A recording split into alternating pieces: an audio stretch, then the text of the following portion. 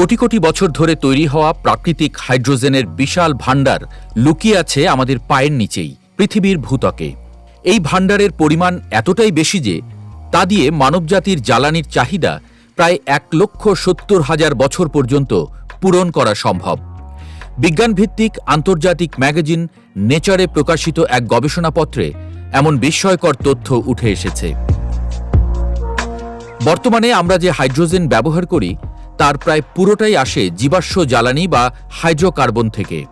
ফলে প্রতিবছর পৃথিবীতে প্রায় 2.4% কার্বন ডাই অক্সাইড নিঃসরণ ঘটছে কেবল হাইড্রোজেন উৎপাদনের কারণেই।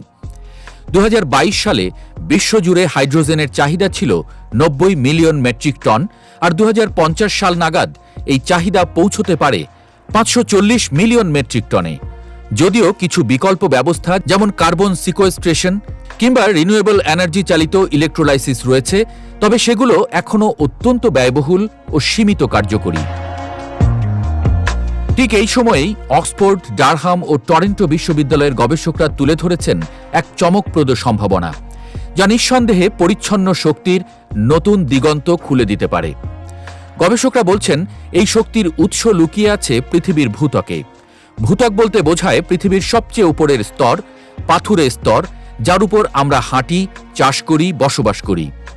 এই ভূত্বকের গভীরেই গত বিলিয়ন বছর ধরে জমে উঠেছে বিপুল পরিমাণ প্রাকৃতিক হাইড্রোজেন।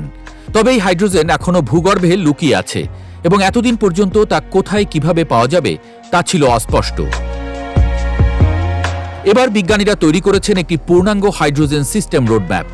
এই রোডম্যাপে বলা আছে হাইড্রোজেন কোথায় ও কী ধরনের শিলায় উৎপন্ন হয়, কিভাবে তা ছড়িয়ে পড়ে ভূগর্ভে, কোথায় তা জমা হতে পারে এবং কোথায় গিয়ে তা ধ্বংস হয়ে যেতে পারে।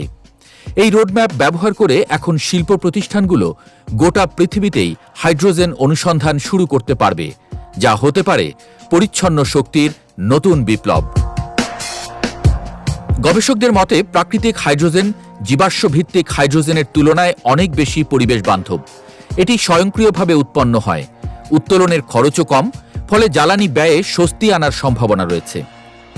এই হাইড্রোজেন ব্যবহার করে পরিবহন, শিল্প, সার উৎপাদন, এমনকি বিদ্যুৎ খাতেও নিরাপদ শক্তি ব্যবহার বাড়ানো সম্ভব।